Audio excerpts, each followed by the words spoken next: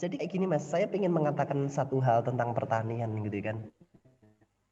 Jadi pertanian itu kan sedikit menarik di kalangan para pemuda, tetapi baru sedikit, belum banyak. Kenapa? Karena mereka tuh belum tahu sisi-sisi pertanian yang lain gitu kan. Sebenarnya pertanian untuk saat ini itu terbagi menjadi, yang pertama itu adalah budidaya.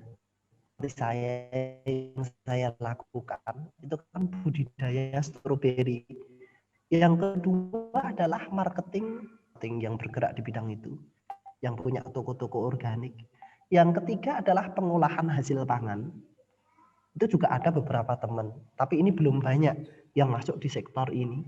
Kemudian yang keempat itu adalah eduwisata. Jadi mereka membangun pertanian, tetapi untuk edukasi anak-anak sekolah. Kemudian yang kelima adalah media pertanian. Itu menurut saya sektor-sektor pertanian yang bisa digarap. Ketika kok sektor-sektor itu bisa digarap dengan maksimal, maka semuanya akan saling support. Bagi saya yang biasanya yang bergerak di bidang budidaya, itu nanti hasil yang bagus nanti bisa diterima teman-teman marketing. Kemudian yang reject bisa diterima teman-teman pengolahan hasil pangan. Kemudian bagi media pertanian nanti juga enak. Enggak cuma meliput orang-orang marketing atau budidaya pertanian, tetapi nanti juga bisa meliput teman-teman yang bergerak teman-teman yang bergerak di bidang edukasi pertanian.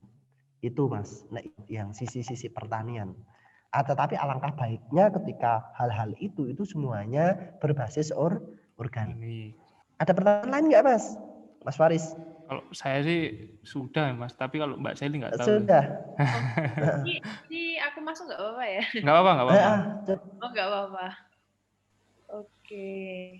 Kalau sebenarnya ya benar sih, saya setuju sama sendiri. Sekarang banyak anak muda itu yang mulai kreatif ya. Apa ya, mereka ini berusaha mendalami pertanian tapi ngambil dari segi-segi lainnya. Makanya kenapa ini ada kembali ke awal juga, sebenarnya kan pengen highlightnya di situ tuh Mas Iksan. Ada yang jadi YouTuber, ada yang mengulas cerita petani-petani ya kan. Petani ya. Yang gerakan sosial dan lain-lain.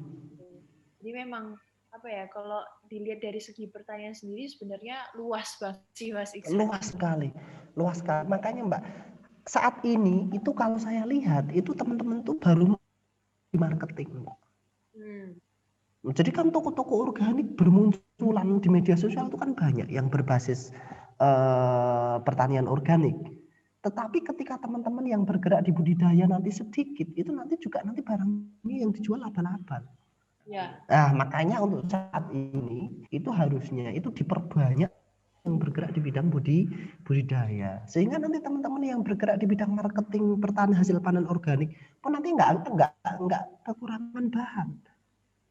Kemudian juga perlu sekali teman-teman yang bergerak di pengolahan hasil pangan, karena bagaimanapun tumbuhan itu tetap diciptakan Tuhan. Artinya ketika petani nanam itu nggak mungkin keluar grade A semua, pasti ada grade A, ada grade B, ada grade C.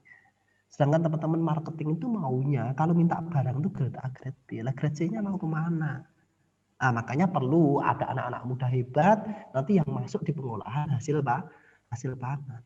Nah, ketika itu berjalan selaras, maka akan asik sekali nanti pertanian organik Indonesia.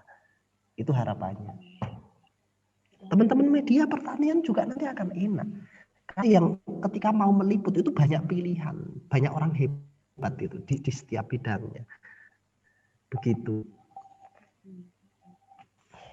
Kalau biasanya mau tanya Mas Iksan, Iya boleh. Dari Soga sendiri, biasanya grade C ini diapain Mas? Kalau saat ini itu buat selai, bagi-bagi.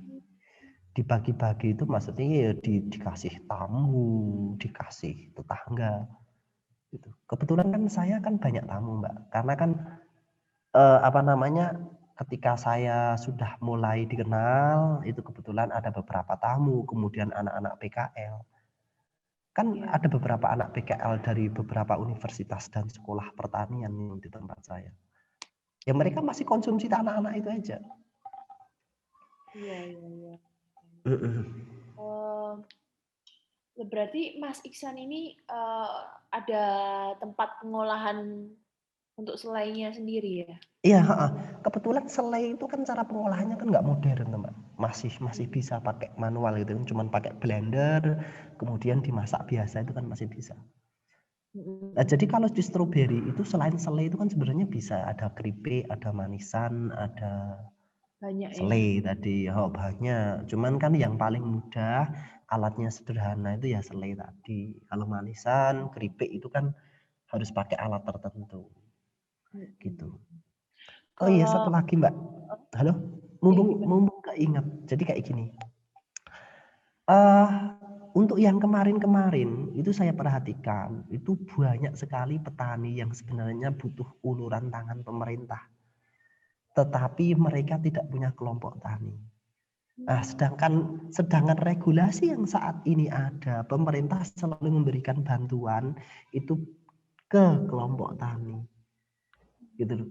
Padahal kelompok tani itu kadang dinamikanya sangat luar biasa, gitu kan.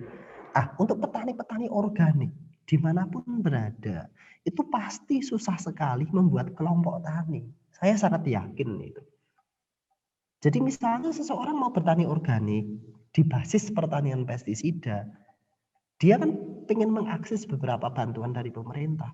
Dia mau bikin kelompok tani itu susah sekali. Kenapa? Karena kelompok tani itu tuh berbasis wilayah, Mbak, untuk saat ini. Misalnya syarat kelompok tani itu harus 20 orang dalam satu dusun. Itu kan berat sekali. Meyakinkan 20 orang dalam satu dusun itu kan berat sekali. Harusnya itu wilayahnya ditambah. Misalnya satu kabupaten. Kan enak. Karena kan mencari orang-orang bertani organik untuk jadikan satu kelompok tani. Itu tuh butuh pola pikir yang sudah matang, sudah benar-benar jadi. Makanya petani yang punya kelompok tani di sektor pertanian organik itu sangat sedikit. Itu Mbak. Maka harapannya ke depan pemerintah ketika mau bikin kelompok tani itu ya regulasinya bisa dirubah, jangan ke arah itu. Paham Mbak yang saya maksud? Ya, paham. Itu permasalahan Mbak, permasalahan di daerah itu yang perlu disiarkan. Baik.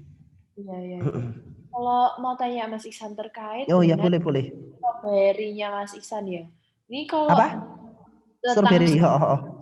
Iya. Jadi kan ada grade A, B, sama C.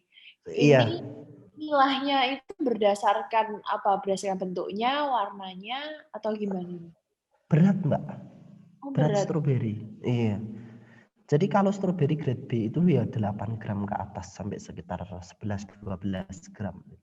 Lah kalau 12 gram ke atas itu masuk grade A. Tetapi bentuknya ya nggak busuk yang jelas itu. Kalau dari segi warna gitu nggak dilihat ya Mas Iksan? Kalau warna itu lebih ke arah jauh dekatnya dia kirim sebenarnya. Distribusi. Kalau misalnya ke arah Jakarta ya. Kalau misalnya dari Magelang ke Jakarta itu biasanya nanti kematangannya itu di antara 70-an persen, 65 sampai 70%. Tetapi kalau ke area Jogja, Semarang, Solo, kebetulan kan jarak tempuh sekitar 1,5 sampai 2 jam, itu tingkat kematangan sudah 80 sampai 90%. Bermain di tingkat kematangan itu sebenarnya karena merah itu kan berhubungan dengan tingkat kematangan, Mbak. Nah, jadi nanti tergantung pedagang mana. Kalau misalnya pedagang Jakarta ya kita nanti petiknya di kematangannya segitu. Nah kalau ini Mas Iksan berarti udah distribusi ke mana aja, ke daerah apa? Kalau saya itu masuknya ke toko organik. Jadi di daerah saya ada toko organik. Itu yang saya suplai lah. Dari toko organik itu bisa kirim ke Batang, ke Jakarta, ke Jogja. Tetapi saya juga suplai juga ke beberapa toko organik di Magelang, Jogja, dan Semarang. Kalau toko organik di Jogja mana ya, Mas? Kalau di daerah saya itu partner saya di sini langsung sayur organik Merbabu. Suplai ke sana. Itu yang suplai ke Jakarta, Kubin Kefir, ke Batang, dan lain-lain. Kalau yang di Jogja itu namanya U2 Organik sama Jogja Organik. Kalau di Semarang itu namanya Ibu Organik. Oh, oke. Itu kalau distribusi gitu, kira-kira stroberinya tahan berapa lama ya, Mas Iksan? Sebenarnya sebenarnya itu stroberi itu paling susah kan di packaging, Mbak. Karena packaging yang benar, terus pengiriman yang benar itu yang menentukan keselamatan stroberi. Jadi stroberi itu rata-rata di kebun itu bagus. Tetapi nanti kadang di kota tujuan itu jadinya gitu kan. Iya, Jadi rusak.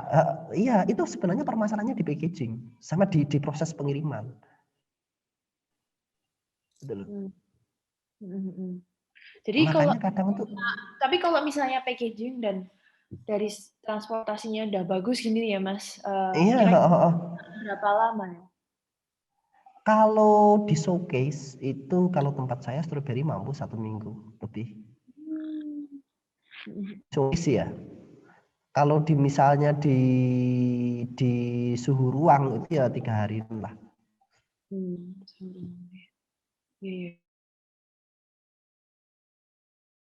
Kalau sama som gini misalnya, kalau sama som nanti mereka yang ngurusin dari segi packaging. Iya, mereka Mbak. Jadi saya memang khusus pembudidaya.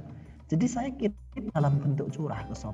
Jadi yang packaging, yang ngurus apa semuanya saya. Termasuk ke ibu organik, juga organik, juga kayak gitu.